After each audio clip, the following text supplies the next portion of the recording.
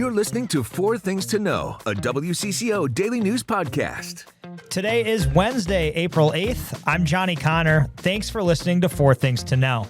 Number one today, 2 Minnesota school districts were in federal court. They are suing former Department of Homeland Security Secretary Kristi Noem to try and keep ICE away from Minnesota schools. The lawsuit was filed during the peak of Operation Metro Surge in Minnesota. The lawsuit is trying to fight an executive order that was signed by President Trump in January of last year. That order, which Trump signed, reversed an October 2021 policy by the Biden administration that prohibited immigration enforcement actions at or near schools and other sensitive locations like churches or hospitals. Fridley is one of the school districts named in the lawsuit. So we talked to their superintendent this morning, Brenda Lewis, as she headed into federal court about why they wanted to sue. Our district needed a helper. We needed to pursue how to keep our children safe. My job is not about federal immigration policy. It's not about ICE enforcement, but it is about children's safety. And the safety of our children was taken away, and their federal right to attend school in a safe learning environment was taken away. And we looked at multiple ways to get that safety back, and this was one of the ways. And also, we never want to see this happen to another school district in the state or the nation. Adam Duxter was in the courtroom today for WCCO. He said at about noon, court wrapped up. Duxter also learned that the judge will not make a decision today and is taking all the information under advisement and will decide at a future date. The judge did not announce his time frame. We will have more tonight on WCCO TV, and you can always check out the latest on our website, WCCO.com. Your second thing to know today, Minnesota's hospitality industry is asking state lawmakers for help. This morning at the state capitol, in its annual State of the Industry report, Hospitality Minnesota said our state's hospitality industry is stagnant and squeezed and nearing its breaking point. They say restaurants, hotels, and resorts are all finding it nearly impossible to navigate burdensome regulations, changing consumer dynamics, financial pressures, and polarizing politics. We heard from Andrew Kraft. He's the sole proprietor of the Bungalow Club in South Minneapolis. We also heard from Gustavo Romero, the owner of Oro by Nixta in Northeast. We are in trouble. I don't want to be alarmist. I don't know how to really be an alarmist. But the truth is traffic is down. Profitability is harder to chase every day. And that directly affects my staff, myself, and everyone from staying in business. For my staff, it means less hours, more stress, and a lot of uncertainty. Like, they don't know what's going to happen. I don't know what's going to happen. I don't know if I'm going to be able to open. For us, it's just continue to fight every day, just stay open.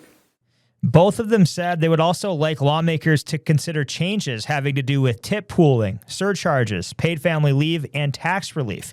The good news today in the restaurant world is that Minneapolis will be a part of a new multi-city Michelin Guide. 6 cities will make up the American Great Lakes edition of the Michelin Guide. They are Cleveland, Detroit, Indianapolis, Milwaukee, right here in Minneapolis, and Pittsburgh. Here's more from the president and CEO of Meet Minneapolis, Melvin Tennant.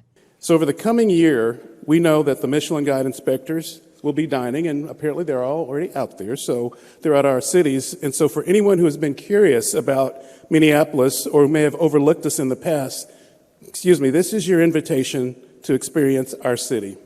So we want you to come and discover why it is one of the most exciting food cities anywhere in the world. Here's what the Michelin Guide inspectors will be looking at: product quality, mastery of cooking techniques, harmony of flavors, the personality of the chef as reflected in the cuisine, and the consistency over time and across the entire menu. They will reveal their winning restaurants next year. Number 3 today, Minnesota lawmakers are considering tweaking state law that would ban conversion therapy for LGBTQ people in the wake of a U.S. Supreme Court decision last week that could invite legal challenges. Caroline Cummings has an update.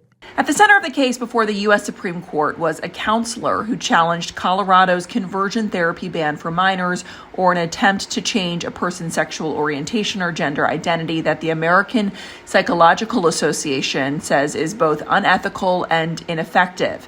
But the court, in an 8-1 decision, said the ban regulates speech based on viewpoint, a First Amendment protection, and said a lower appeals court needs to reevaluate how it assessed that law with this ruling in mind. Minnesota has a similar law to Colorado's on the books, and Democrats at the Minnesota Capitol introduced a bill they say would strike a balance that respects the Constitution but also ensures individuals aren't subject to coercive tactics.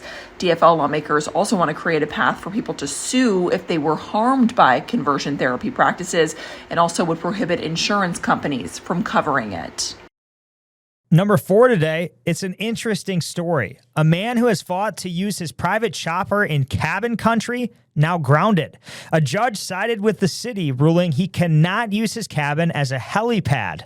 Yeah, Doug Schieffer is a concrete company CEO, and he says his lakefront property on East Gull Lake is not his permanent address. So when he visits nearly a dozen times a year, he always takes his chopper. But in a 2024 court filing, the city said he'd been using his property for airport activity, which is not permitted. Schieffer claimed he does not violate the city code during his visits. He even created a website to make his case with the public. But on March 31st, a judge ordered him to immediately cease any use of his property as an airport. Here's how Schieffer is responding. I get that it's a first world problem. It's not that big a deal whether I win or lose the actual ability to use my helicopter at my cabin. This is about the principle of how this is handled from the city. It's about property rights. An attorney for East Gull Lake told WCCO that they're pleased with the court granting its motion to dismiss Schieffer's challenges, and they hope he will comply. The city attorney says they are not surprised that Schieffer intends to appeal. He has previously stated at city council meetings he'd fight all the way to the Supreme Court. Those are the 4 things to know today. Now let's check in on our next weather forecast. Hi, I'm next weather meteorologist Lisa Meadows. Here's your forecast for tonight. We drop down to 35, your overnight low. Tomorrow, a little bit cooler, topping out at 50 underneath partly cloudy skies. And now, here's more to know. President Donald Trump is declaring a big day for world peace after a 2-week ceasefire agreement between Iran, the United States, and Israel. That deal was announced just before Trump's deadline threat to unleash a bombing campaign that would destroy Iranian civilization. This morning on Truth Social, the president said the U.S. will work closely with Iran to remove buried enriched uranium, though Iran did not confirm that. Iran's foreign minister says the ceasefire deal includes a 2-week safe passage for ships through the Strait of Hormuz in coordination with Iran's military. Oil prices dropped below $100 a barrel this morning over the news. Here in Minnesota, those with loved ones in Iran say the ceasefire brings temporary relief, but there's still plenty of uncertainty. WCCO spoke with a woman who came to Minnesota from Iran back in 2010. While she did express her distaste for the Iranian government, she also says war is not the answer. This is just like plain abuse of power and the failure to be able to talk, literally. Yesterday, some Iranians gathered at the Minnesota State Capitol and held up pictures of the recently executed. They hope to raise awareness about the horrors of daily life people in Iran are facing. And sticking with the war, the pain at the pump continues, even with the news of the ceasefire. The average price nationally is $4.16, but in Minnesota, it's actually quite less than that, $3.69. A month ago, though, the state price was $3.25. A new report from the U.S. Energy Information Administration shows it may take a while before prices go back down, even if ships are granted safe passage through the Strait of Hormuz. The report predicts a national average to eventually go down to $3.70 a gallon in 2026 and $3.46 next year. The average last year was just $3.10. But all of those findings from the independent agency within the Department of Energy differ from Trump's claims that when the conflict ends, prices will fall. What is the plan to bring them back down? All I have to do is leave Iran, and we'll be doing that very soon, and they'll become tumbling down. And we also have a warning for drivers who use diesel. Experts say you better fill up now. The head of petroleum analysis at Gas Buddy warns diesel prices could ramp up in several states by next week. That includes Minnesota, Iowa, and the Dakotas.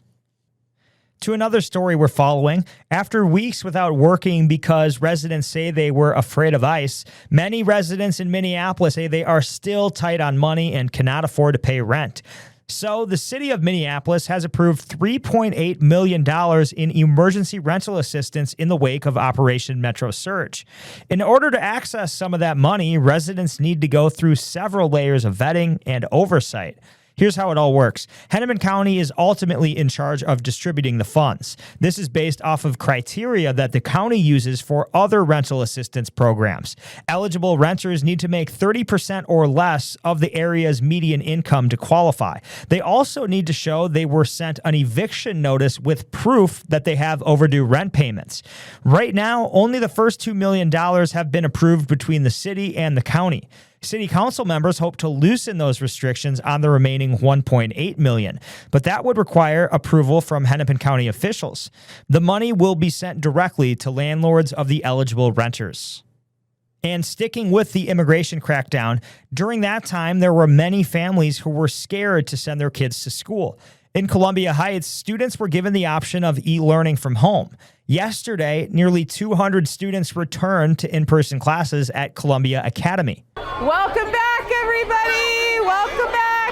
Come on in! Come on in! Teachers and students alike were sharing in the excitement of being together again. The teachers are very excited. This is a day we've been waiting for. It feels like a whole, like a big family reunion coming back together. It's really exciting for everyone to be back and safe. I feel excited because I can play and talk and eat with my friends in lunch. WCCO is told there were only a few absences, with more than 90% of students returning back to class. Over in Willmar, students are back in class today at Willmar Public Schools after a threatening letter that led to all schools being closed yesterday. Willmar police arrested 3 children for felony threats of violence. Police say after school on Monday, staff at the Willmar Middle School found a letter that threatened staff members and Willmar school buildings. So all classes were canceled the following day, which was Tuesday. That was obviously out of an abundance of caution, but police say there is no threat to school children, staff, or the public. Let's talk sports. The T-Wolves are back in the playoffs officially. This is their 5th year in a row. Can you believe that? This was literally one of the worst franchises in American sports 5 years ago. And now, here they are. The Wolves won last night over Indiana. Phoenix lost. That meant the Wolves clinched a Western Conference top 6 seed, which is important. They will not have to play in the play-in round. Now, tickets for the playoffs, they did go on sale already. We don't know quite yet when home games will take place, but the NBA playoffs begin on April 18th. Now, the Wolves have just one final home game in the regular season, and if you remember, that's on Sunday. Kevin Garnett makes his return to Target Center as part of Fan Appreciation Night. To another sports playoffs, we now officially know that the Wild will play the Dallas Stars in round 1. And funny enough, both teams, they play tomorrow night. It's actually a really big game. It might determine who gets home ice. Still on the line right now. The Wild sit just 2 points behind Dallas with 4 games to go. That will be a fun one tomorrow. And all of a sudden, our baseball team, the Twins, have won 2 games in a row. They have another game tonight against the Tigers. That's 6:40 at Target Field. Slowly getting back to 500 right now. The Twins are 5-6. It's time to take a breath with your Daily Bright Spot. One man is riding his motorcycle tens of thousands of miles across the country, and he's doing it with a purpose. He's doing it to make sure America's fallen heroes and the families they left behind are never forgotten. Anthony Price is his name, and he's a veteran himself. He spent nearly 8 years organizing and leading motorcycle rides across the country to visit Gold Star families. Those are families whose loved ones never made it home from serving our country. Price says those rides started small within the states, and they've turned into something much, much bigger. We have tears, we have laughter, we have all the good stuff that goes along with it. We're there for 2.5 hours, and then we hug our goodbyes, and I get on my motorcycle and I drive down the road to the next family. Really cool stuff. Each trip takes plenty of planning too. Families have to reach out, routes get mapped, local veterans get calls, and in the end, it's all about making sure those who are no longer here are still being remembered. I'm Johnny Connor. This has been 4 Things to Know. We are here with the news you need every weekday afternoon by 3 o'clock. Thanks so much for listening, everybody. Happy Wednesday. We'll talk to you tomorrow. I'm Maria Lizignoli, and this podcast comes to you from the WCCO podcast studio. I'm Johnny Connor, and this is where you'll find the latest news of the day with us on 4 Things to Know. I'm Mariel Mose, and I bring you the stories behind the female athletes redefining the game on women in sports. I'm Adam Duxter. Join me for a deep dive into faith and what it means to Minnesotans around the state on Bigger Than Belief. Stay in the know on the go with the WCCO podcast studio. Go to WCCO.com/podcasts.